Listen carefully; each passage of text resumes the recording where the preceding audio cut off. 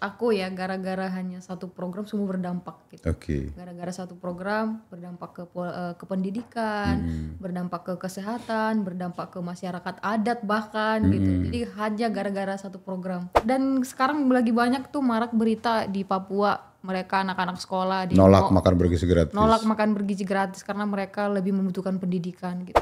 Itu ternyata tagline Indonesia Gelap itu bukan hanya soal kondisi Indonesia yang hari ini abstrak tidak kita lihat. Oke. Tapi ketika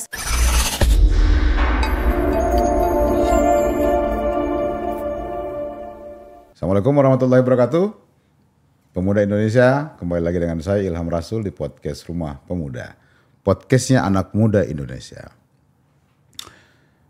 Kita akan mengupas dengan dua orang narasumber soal potret bangsa Indonesia atau potret Indonesia di mata anak muda hari ini. Belakangan ini kita lihat banyak sekali kasus-kasus korupsi yang bahkan itu bernilai ratusan triliun. Satu kondisi yang sangat miris. Kenapa? Karena pemerintah di mana-mana menyampaikan bahwa kita harus melakukan efisiensi anggaran. Kita tidak boleh boros. Karena ada kepentingan rakyat yang harus dipenuhi, ada kepentingan bangsa dan negara yang harus dipenuhi. Nah, kalau uang negara banyak dikorupsi orang, lagi mana nasib anak bangsa hari ini? Bapak Presiden Republik Indonesia, Bapak Prabowo Subianto tegas. Beberapa hal yang kita bisa lihat dari apa yang beliau sampaikan di publik. Pertama, soal pembebasan utang buat petani dan nelayan, itu suatu angin segar yang luar biasa buat masyarakat Indonesia. Yang kedua, petani jagung dan petani beras boleh tanam berapapun, pemerintah yang akan beli bila harga mengalami ketidakstabilan. Hari ini beliau bertekad untuk memastikan seluruh anak Indonesia mendapatkan makanan bergizi gratis. Itu semua adalah agenda-agenda kebangsaan, agenda-agenda nasional, agenda-agenda kerakyatan yang menjadi konsen pemerintahan Bapak Prabowo dan Bapak Gibran hari ini. Tetapi apakah anak buah beliau, menteri-menteri beliau bisa menerjemahkan itu menjadi sesuatu yang harus dicapai oleh pemerintahan hari ini? Kita tidak tahu. Toh faktanya banyak juga menteri yang nyeleneh. Kemarin ada menteri yang buat kebijakan dan membuat manusia harus mati karena antri gas. Ada juga menteri yang baru beberapa hari menjabat mengkonsolidasi kepala daerah untuk kepentingan seorang istri. Banyak sekali PR kita semua, PR pemerintah, di mana rakyat harus bersatu padu untuk membackup pemerintah. Telah hadir dua sosok pejuang, saya sebutnya. Satu ketua Lembaga Pemberdayaan Perempuan PMKRI, Mbak Christina.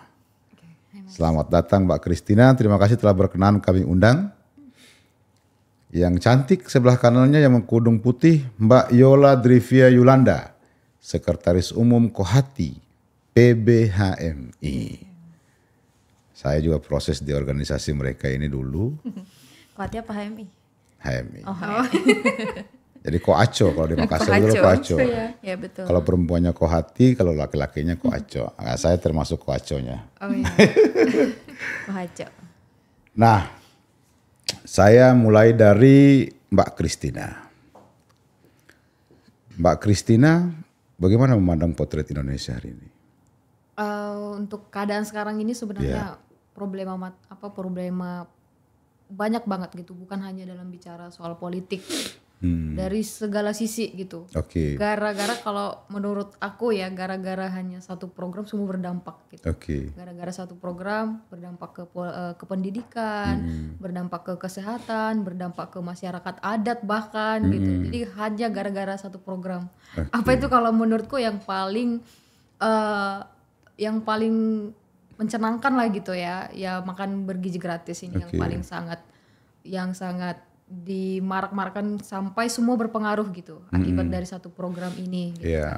Bahkan yang paling lucunya kalau aku melihat potret Indonesia pada saat ini yang sangat mengerikan itu makanan bergizi gratis ini dibuat tapi semua dipengaruhi jadi makin rusak gitu. Gara-gara program ini efisiensi anggaran ada, gara-gara program ini juga terjadinya food estate besar-besaran, endingnya berdampak ke masyarakat adat juga gitu Di kan. Papua nih? Benar banget gitu.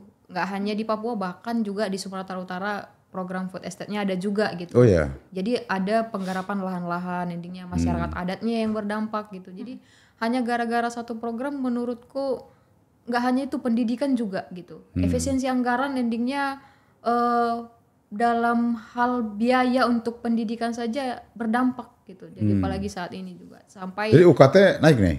iya kemungkinan besar iya gitu. Potensial naik ya? Potensial gitu karena nggak hanya itu juga, dan sekarang lagi banyak tuh marak berita di Papua, mereka anak-anak sekolah Nolak makan bergizi gratis. nolak makan bergizi gratis karena mereka lebih membutuhkan pendidikan gitu. Bahkan mereka mungkin ya lebih baik mereka makan ubi saja daripada pendidikan kami di ini di apa jadi dilemahkan gitu kan. Apalagi biaya pendidikan sekarang lagi dinaikkan begitu. Dan juga makan bergizi gratis ini satu yang paling menurut saya lucu, kenapa? Ini program Prabowo kan makan bergizi gratis untuk sekali sehari gitu. Tapi dampaknya ke orang tua mereka juga dalam hal pekerjaan. Misal nih anaknya dikasih makan sekali sehari nih, dapat dari sekolah gitu. Lantas si anak ini pulang dari sekolah dan malam hari justru butuh makan juga gitu. Nah, jikalau terjadi efisiensi anggaran, ada PHK pekerjaan yang besar-besaran gitu, yang mempengaruhi kehidupan ekonomi keluarga mereka, ayah ibu mereka gitu. Lantas makan siang dan malam anak-anak ini bagaimana gitu. Itu yang paling lucu gitu. Nah, dapat sekali makan dari pemerintah, 2 kali lagi bagaimana? Padahal sudah terjadi pelemahan ekonomi nih terhadap keluarga mereka gitu kan. Mbak Christina mau bilang jangan karena gratis makanan siang lalu dua orang tuanya harus kehilangan pekerjaan karena akibat efisiensi gitu ya. Benar-benar. Tapi saya harus potong. Kan yang diefisiensi itu kan anggaran rutin. Belanja rutin yang selama ini memang ajang untuk dimanfaatkan secara tidak berguna oleh aparatur. Misalnya perjalanan dinas, misalnya seminar-seminar, pembelian ATK. Itu semua yang masuk dalam kategori anggaran rutin. Dan hari ini di daerah-daerah itu rata-rata alokasi APBD-nya itu di atas hampir 60% itu dialokasikan untuk anggaran rutin. Kira-kira itu sih menurut yang saya pantau dari berita-berita yang ada hari ini, bahwa ini bukan belanja pembangunan yang dipangkas, tetapi belanja rutin. Sehingga sebenarnya kalau belanja rutin tidak ada alasan untuk orang di PHK dong. Begitu ya Mas, pas benar banget. Tapi saya juga ada melakukan beberapa survei dari teman-teman yang merupakan ASN. Jadi beberapa teman-teman yang merupakan ASN nih, misalkan contoh orang tuanya ASN yang bekerja di bidang pemerintahan juga. Bahkan ada juga yang gimana ya, mungkin penghasilannya tok dari pemerintah gitu. Dan mereka merasakan akibat dari efisiensi anggaran ini. Gitu.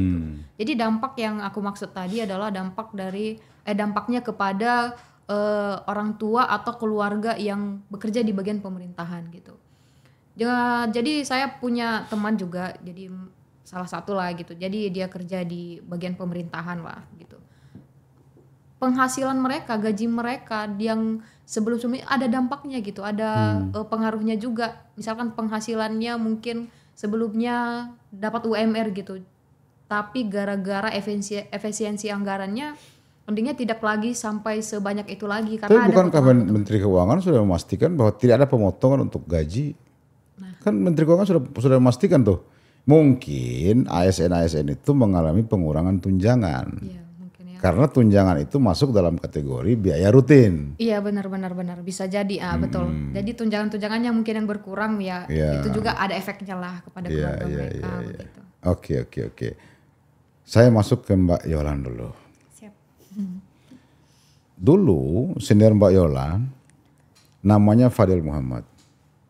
Pernah jadi gubernur Gorontalo. Orang pertama yang menerapkan pemberlakuan anggaran berbasis kinerja adalah beliau. Jadi orang diberikan tunjangan kinerja berdasarkan apa yang dia kerjakan, bukan berdasarkan posisi apa yang dia jabat. Ya kan?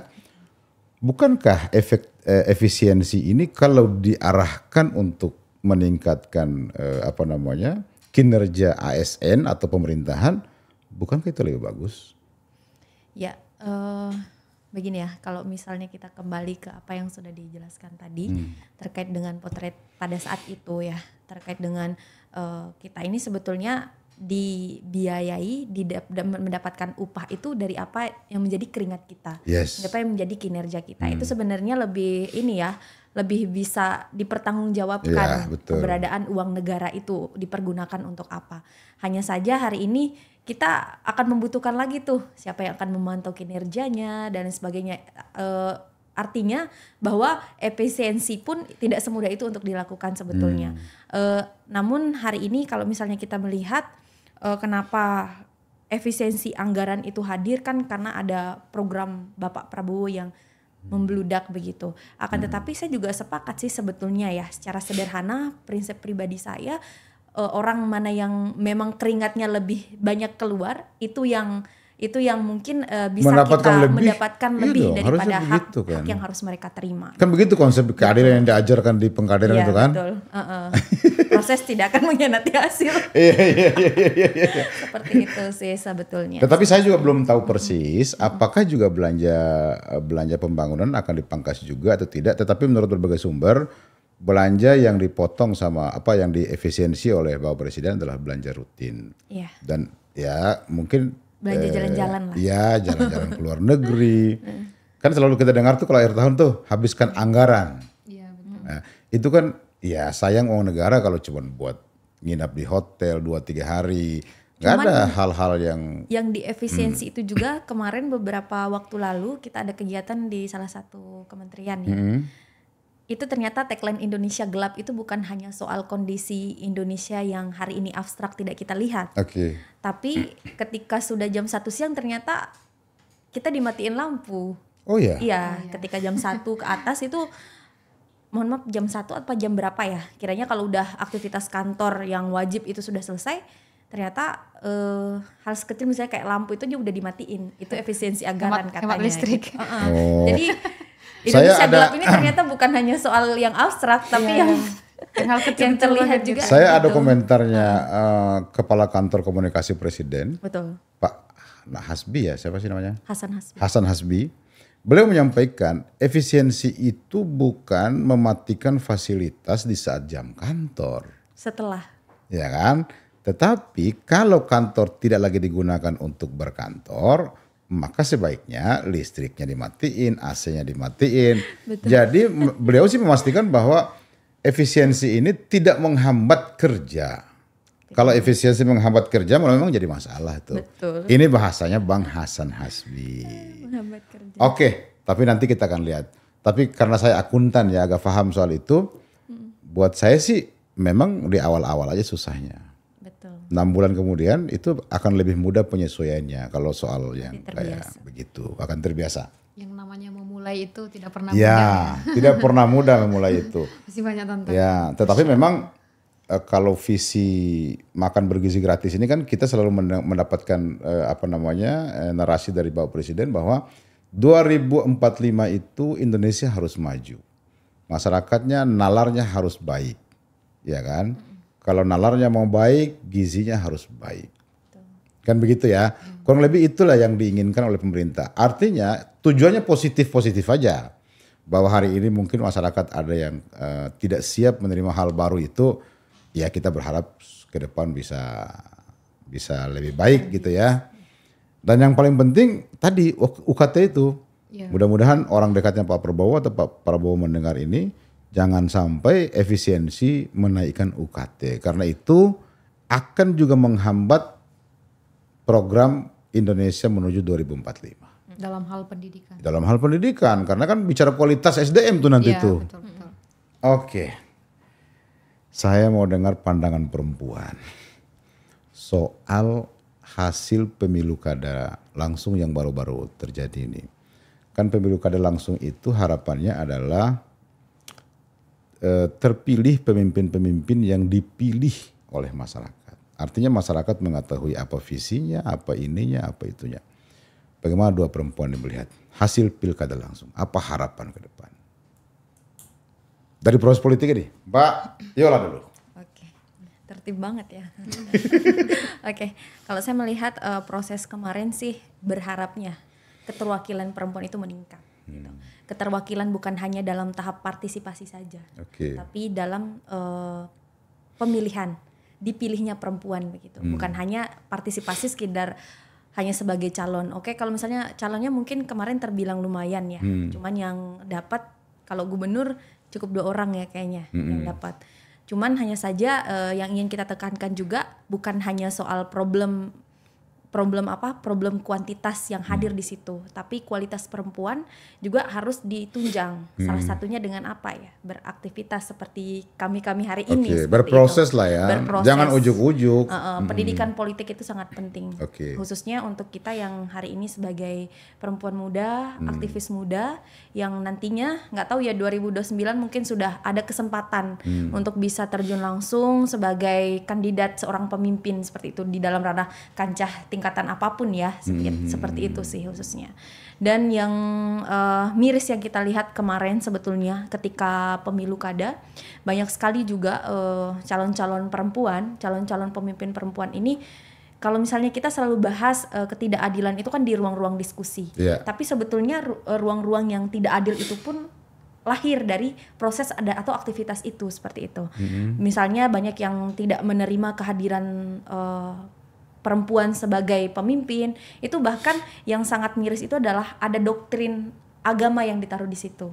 Mungkin karena kalau di Lombok ya khususnya di NTB, karena mayoritasnya itu adalah Muslim, kemudian organisasi besar di sana, organisasi keagamaannya juga cukup besar, yang dimana kalau kita didoktrin perempuan itu tidak cocok jadi pemimpin, akhirnya digembosin lah suara-suara yang harusnya itu bisa didapatkan oleh perempuan karena kualitasnya seperti itu. Namun disingkirkan oleh doktrin-doktrin yang saya anggap itu tidak pro terhadap kualitas perempuan hari ini. Demokrasi lah ya. Iya, demokrasi. Anti demokrasi itu kalau kayak gitu. Tapi kan faktanya wakil gubernur yang terpilih di NTB itu kan perempuan tuh, mantan bupati saya tuh. Iya, betul banget. Ada sekarang wakil bupati terpilih, namun ada juga gubernur kemarin calon gubernur perempuan. Calon gubernur yang perempuan. Jadi saya juga sangat bersyukur ya, alhamdulillah hari ini kemunculan para tokoh perempuan itu sudah mulai ya. Mungkin saya bisa katakan ini hasil daripada gencatan isu 30%. Nah, karena isu 30% keterwakilan perempuan itu karena di awal itu kan sangat tidak ada keterwakilan perempuan. Jadi karena adanya kuota, semua berusaha untuk bisa menaikkan kuantitas, kualitas perempuan juga. Dan pada akhirnya kalaupun nanti ini dihapuskan pun ya saya setuju-setuju aja. Jadi kita punya porsi yang 50-50 begitu. Apa memang perempuan Indonesia ini berharap dari kuota? Kan kuota tuh pemberian. Ya kan, bukankah juga laki-laki sama saja punya, kan bersaingnya sama tuh. Cari suara satu sama saja dengan laki-laki kan. Betul. Maksudnya kenapa perempuan selalu minta kuota? Sebenarnya kita nggak minta sih ya. Hanya saja kondisinya mungkin ya. Kondisi kalau kita yang atau hari ini ya. Ketidakadilan dari laki-laki. Kalau kita yang hari ini ya. Kita yang para aktivis ini, para aktivis perempuan mungkin kalau bisa dikasih tawaran akan minta kuota itu apa tidak ya saya tidak akan minta. Kalau pada akhirnya kita pun mampu head to head dengan laki-laki seperti itu, karena kondisi kita hari ini ya kita sudah dikaderisasi, kita sudah menjalani banyak proses selama beberapa tahun kuliah, kemudian dari mungkin sekolah, kuliah dan sampai hari ini kita berproses di kancah nasional ya. Itu. Faktanya kalian berdua bisa bersaing kancah nasional kan? Iya, bisa. Tanpa kuota kan ya? Benar. Tapi tadi Mas bilang minta gitu, tapi aku tidak setuju sih dengan kata kita kan nggak pernah minta. Iya benar. Jadi jujur siapa kita nggak tahu. Minta sebenarnya kalau dalam kata minta saya tidak setuju gitu. Kalau perempuan itu sebagai kita seakan-akan minta untuk dinomorsatukan, minta untuk disetarakan, tidak gitu. Tapi memang harus disetarakan gitu. Dan memang harus tidak minta tapi memang keharusan gitu, karena kita semua di sini ya namanya kita sebagai aktivis perempuan ya tentunya kita prioritas banget sama yang namanya kesetaraan gender gitu kan, dalam segi politik, dalam segi ekonomi, budaya dan lain sebagainya. Betul. Gitu sama seperti yang dikatakan Mbak Yolan tadi kan, kalau dari segi politik di Indonesia kenapa sih banyak bahkan saya kan orang Sumatera Utara nih, bahkan juga perempuan di Sumatera Utara sebagai pemegang atau pemimpin di pejabat publik juga minim sekali gitu kan. Ya satu mungkin doktrin-doktrin atau ke budaya patriarki yang masih melekat gitu di masyarakat gitu. Jadi kadang pola berpikir masyarakat ini yang masih ya pemimpin itu laki-laki udah biasa gitu. Ada tuh wakil menteri Dikti Sainti gitu. Itu kan orang Sumatera Utara itu yang kuliah di Amerika dan punya kualitas dan diambil oleh Pak Prabowo sebagai wakil menteri Dikti dan Sainti. Iya, Mbak Stella Christie ya. Itu bukan kuota loh. Iya benar. Artinya kita kan nggak minta kuota gitu. Jadi kita harus menunjukkan sebenarnya. Jadi sebenarnya perempuan itu punya semua kemampuan, skill, kualitas, kuantitas gitu kan. Jadi kita bukan meminta tapi kita ini loh gitu, kita bisa juga loh gitu. Jadi kita hanya butuh bahwa negara ini gitu, bahkan juga Indonesia bisa melihat untuk membangun yang namanya Sustainable Development Goals gitu kan. Ya memang harus ada kesetaraan gender itu gitu. Jadi kalau menurutku perempuan semakin banyak pemimpin di Indonesia, semakin banyak mengisi segi-segi publik juga gitu. Aku yakin Indonesia juga akan semakin cemerlang juga gitu. Apakah Mbak Christina yakin kalau pemimpin Indonesia ini lahir dari perempuan atau perempuan, apakah juga perhatiannya terhadap perempuan menjadi prioritas? Iya betul. Ada harus fakta prioritas itu? Gitu kan. Ada fakta itu nggak? Bupati saya 10 tahun, namanya Indah Damayanti Putri, Bupati Bima, 10 tahun, nggak ada yang kalahin. Dan dia tidak juga fokus pada perempuan. Iya. Fokusnya tetap pada pembangunan, seperti fokus yang juga laki-laki maksudnya. Iya benar-benar. Nah kita pun sebagai misalkan aktivis perempuan pun gak hanya bergerak ya memperjuangkan kesetaraan gender itu, tidak juga. Kita kan gimana caranya kita ngebangun publik ini jauh lebih baik gitu. Kita selama ini sebagai aktivis perempuan memang benar kita basic kita atau latar belakang kita memang adalah sebagai memperjuangkan kesetaraan gender gitu. Tapi lain hal dari situ ya tentunya sudah tanggung jawab kita ya semua, kita sama-sama masyarakat Indonesia. Kita sama-sama punya negara gitu kan, di negara yang sama. Artinya kita punya hak dan kewajiban yang sama juga gitu. Tidak ada pembeda gitu. Cuman pada saat ini aku melihat ya kenapa perempuan masih saja mengalami hambatan dan tantangan untuk bisa maju di dunia publik itu karena Indonesia banyak budayanya. Budaya apa yang paling banyak? Budaya patriarkinya di daerah-daerah itu masih melekat gitu kan. Ya mungkin juga SDM di berbagai daerah itu masih kurang. Misalkan contoh bahkan perempuan ngapain sih pendidikan tinggi-tinggi atau juga harus berkeluarga padahal gitu. Jadi suami istri gitu ya. Atau juga harus balik ke dapur gitu. Artinya mindset itu sebenarnya harus perlu kita patahin juga gitu. Kalau banyak perempuan bisa punya pola pikir yang ya itu kecil sih sebenarnya gitu. Kalau perempuan bisa punya pola pikir menghilangkan cara berpikir seperti itu, aku yakin bahkan ada banyak perempuan-perempuan yang mau bergerak maju gitu, tanpa harus berpikir pesimis bakal balik ke dapur gitu.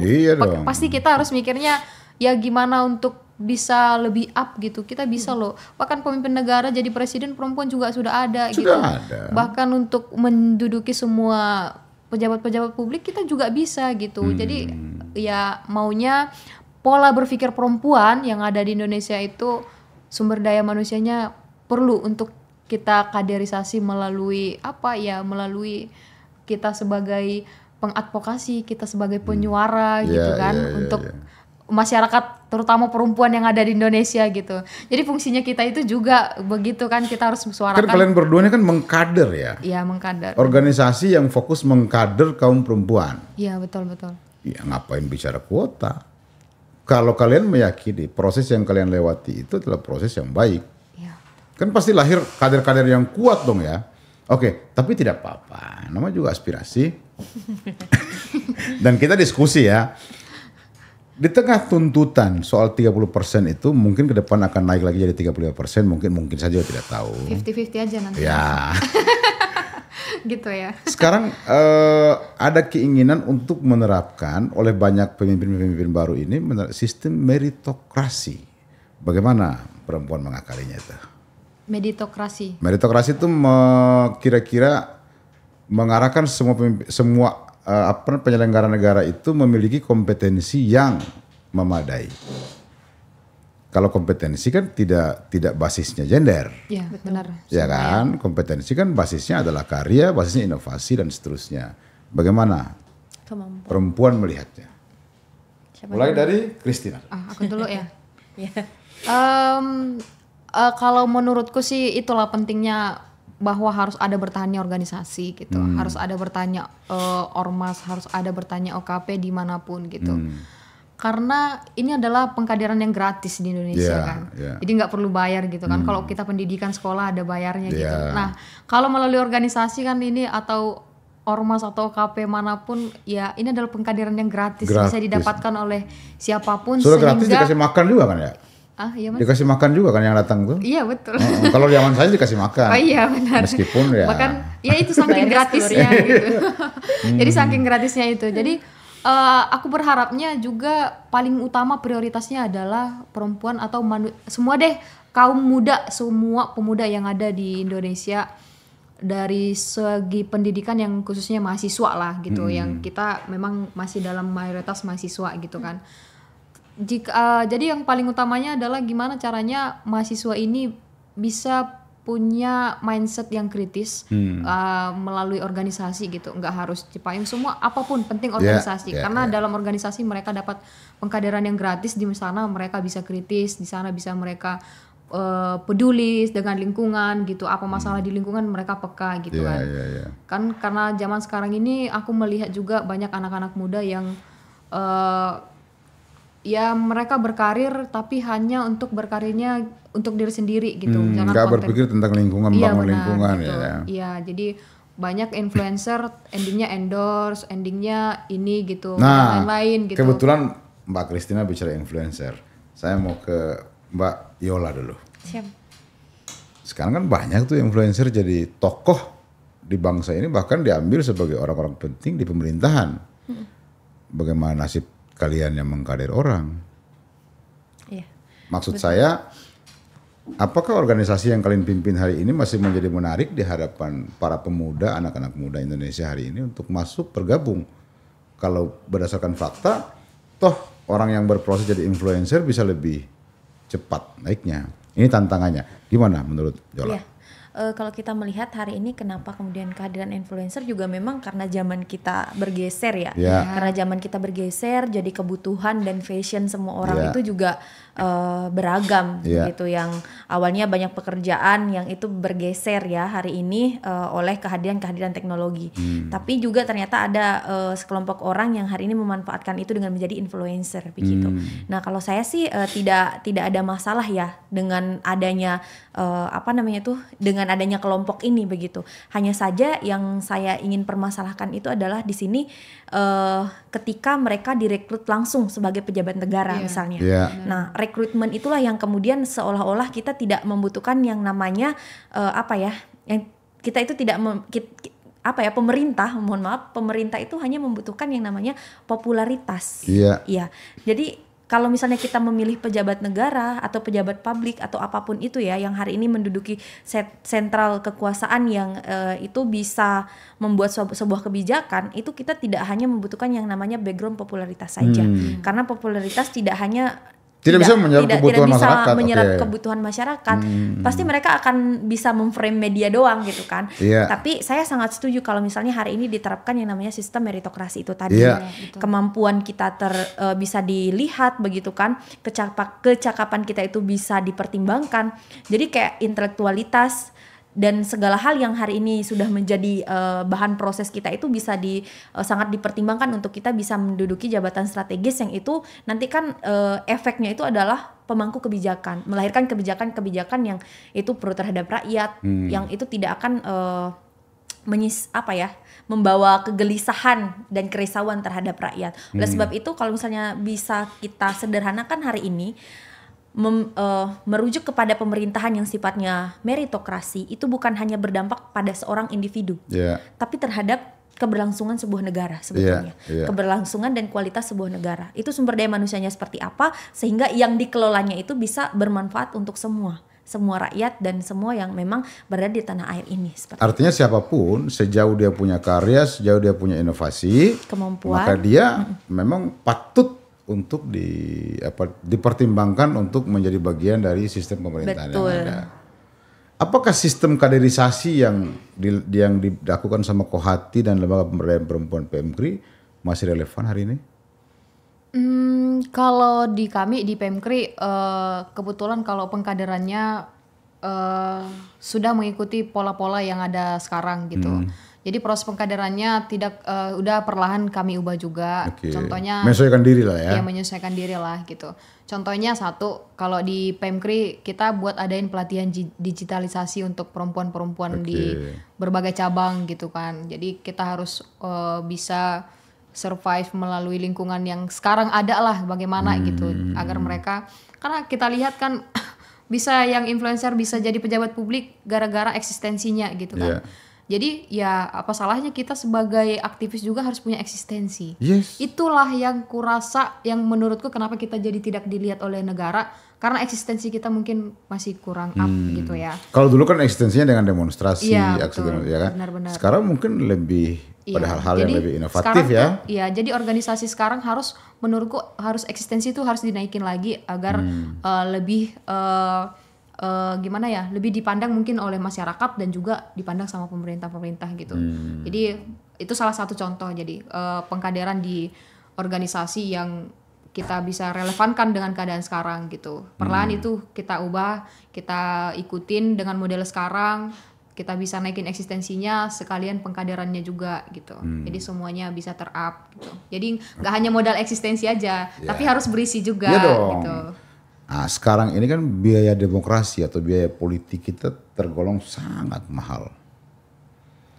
Teman-teman berproses panjang di aktivisme, termasuk saya lah mengalami itu. Begitu masuk pada politik yang real, politik praktis, masuk partai politik, menuju DPR, menuju apa gitu kan. Kita diperhadapkan dengan biaya politik yang sangat tinggi. Nah, bagaimana pandangan kalian? Yola dulu. Termasuk jadi ketua Kohati kan mahal juga biayanya. Saya bertanya. Saya kum Kohati, Bang. Oke. Dapatnya posisi nomor 2. Iya.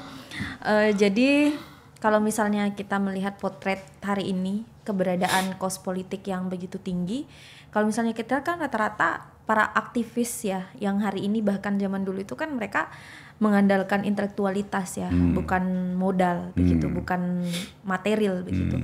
Apalagi kalau misalnya melihat kita ini kan para aktivis kebanyakan dari menengah ke bawah juga gitu. Sebagian besar para aktivis ya dapatnya beasiswa.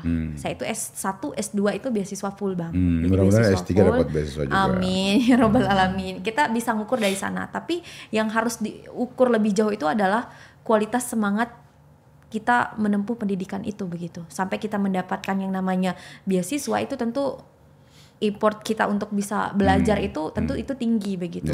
Hanya saja hari ini ternyata ketika kita ingin bercita-cita sebagai seorang politisi, ketika kita baru bercita-cita aja kita udah mikirnya kita dapat duit dari mana ya nanti ya, gitu kan.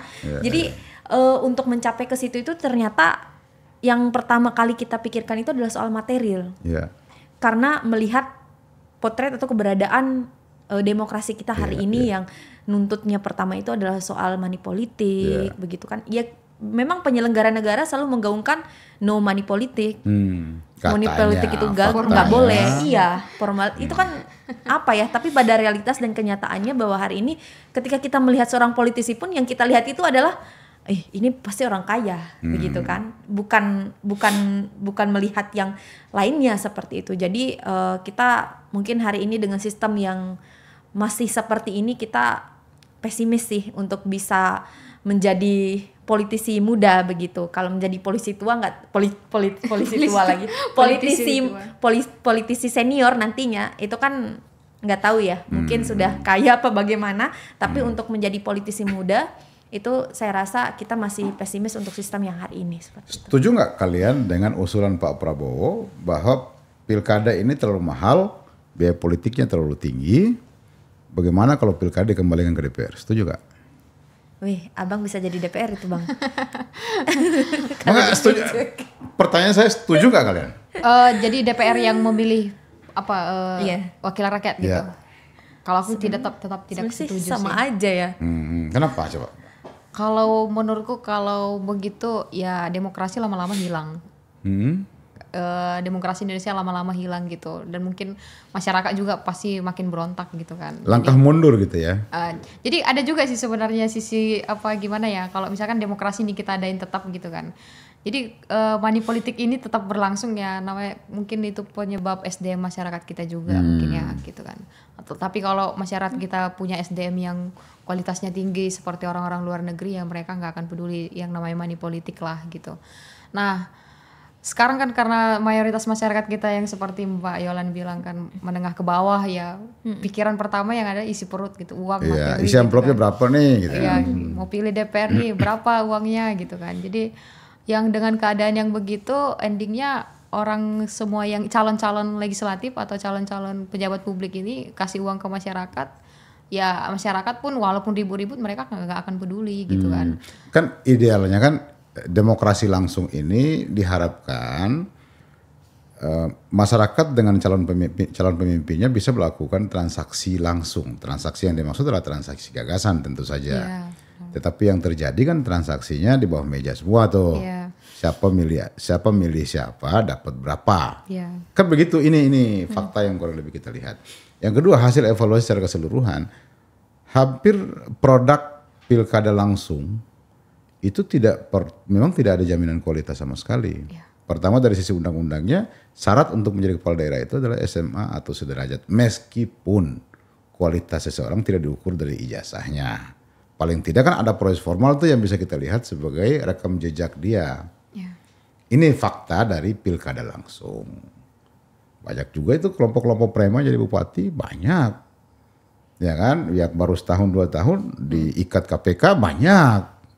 Ya kan, ini semua adalah sisi lain dari demokrasi yang kita hari ini terapkan. Tapi kalau menurutku sih Bang, ada sih cara mungkin ya, aku pernah berpikir gitu untuk mengatasi demokrasi apalagi masyarakat kita yang rata-rata menengah ke bawah yang butuhnya material gitu kan.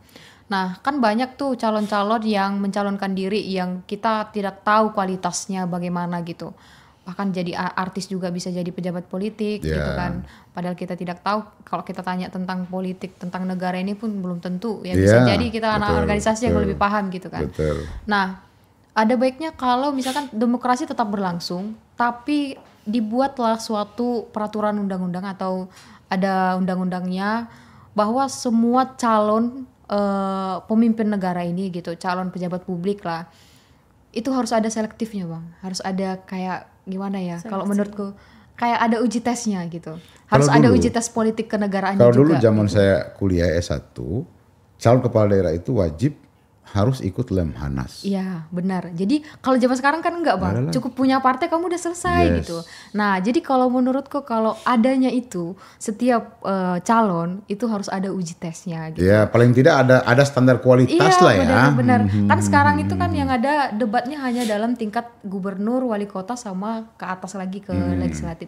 Cuman kalau di DPR, DPD kan nggak ada gitu kan. DPRD juga nggak ada. Jadi mereka ya modal uang semua gitu. Ada baiknya calon-calon ini perlu untuk diuji kemampuan tentang kenegaraannya bagaimana, politiknya bagaimana. Atau gitu. Sistem rekrutmen kader di partai yang bermasalah. Bisa jadi, benar. Bisa jadi begitu gitu kan. Berarti undang-undang tentang partai politik harus lebih dibuat lagi, atau harus ada deh peraturan yang semua calon tuh harus dites dulu bagaimana, mampu nggak nanti. Jangan hanya elektoral yang dilihat, benar, gitu kan, dengan isi rekening. Iya, demokrasi bisa aja kita jalankan, tapi prosesnya itu harus lebih diketatin lagi deh, coba gitu. Oke. Itu terkait demokrasi.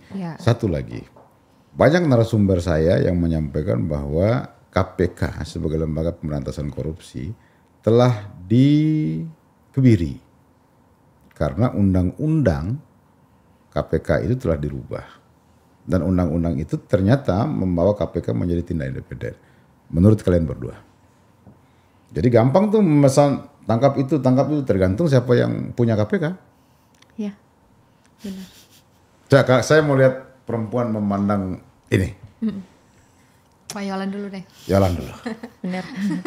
Ya, melihat ritme politik hari ini, misalnya pasca periodisasi A, ini nanti tersangkanya orang kan udah bisa tebak ya, karena kayak balas sistem dendam yang politik tadi, gitu ya. Betul.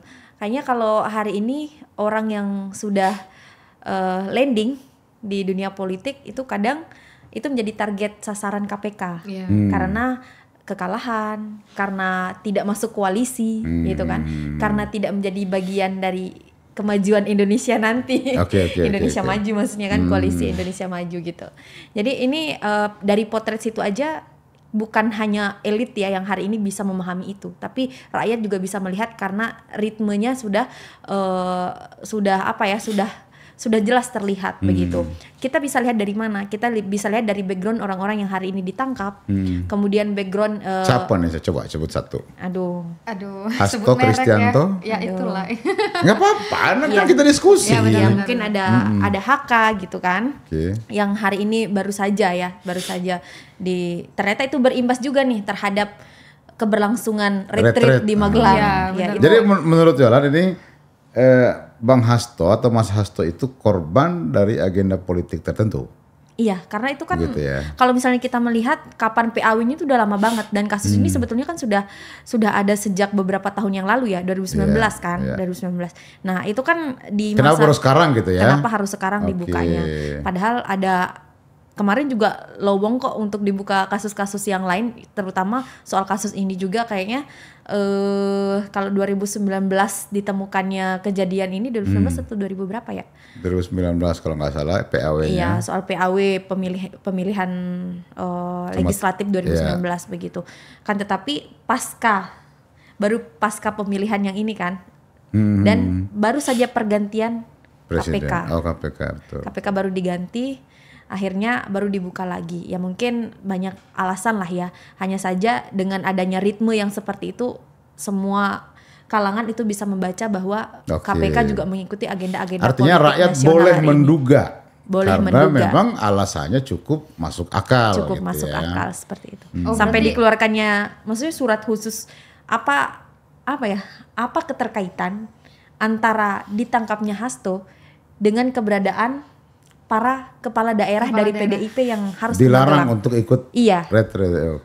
Apakah kalau mereka nggak hadir di sana kemudian Hasto akan dikeluarkan apa bagaimana begitu kan, kita tidak tahu.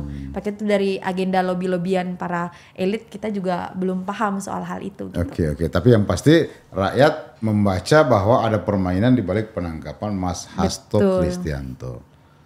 Memang. Ya, berarti itu menggambarkan gosipnya ibu-ibu sekarang bukan hanya soal yang remeh-temeh ya, tapi gosipnya Hasto juga jadi gitu ya. Iya.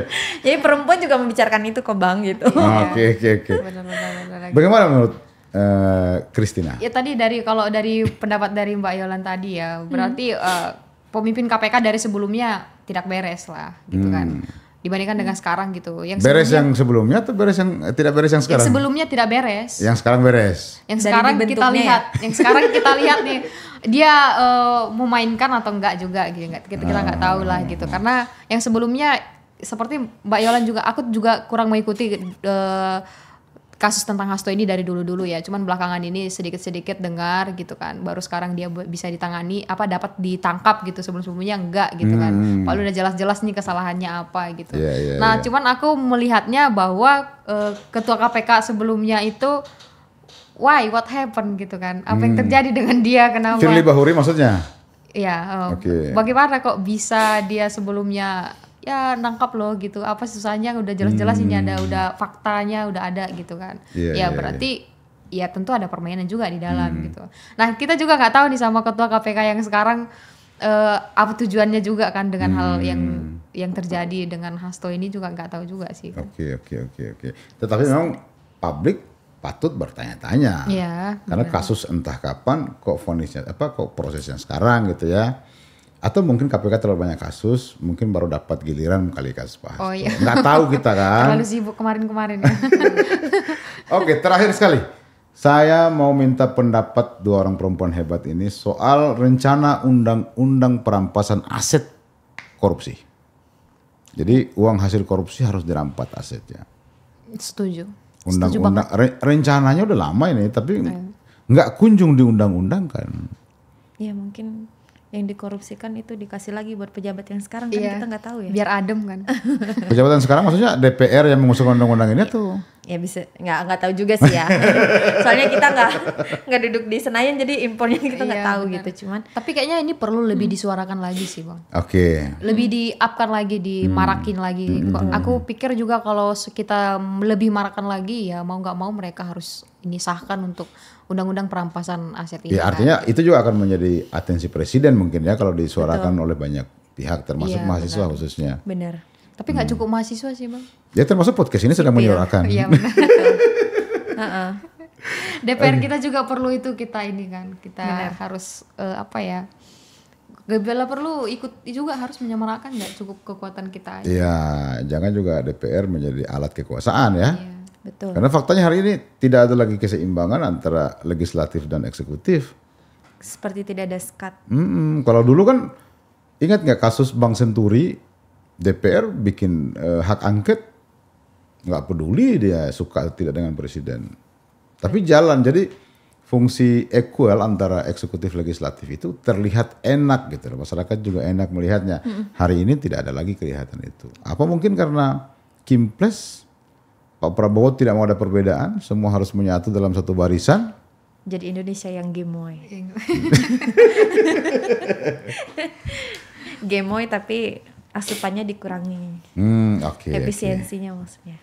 Ya mudah-mudahan efisiensi ini segera menemukan jalan yang baik untuk masyarakat Indonesia, untuk bangsa Indonesia, untuk negara yang sama-sama kita cinta ini. Betul. Terima kasih Mbak Yolan, Mbak Christina. Siap.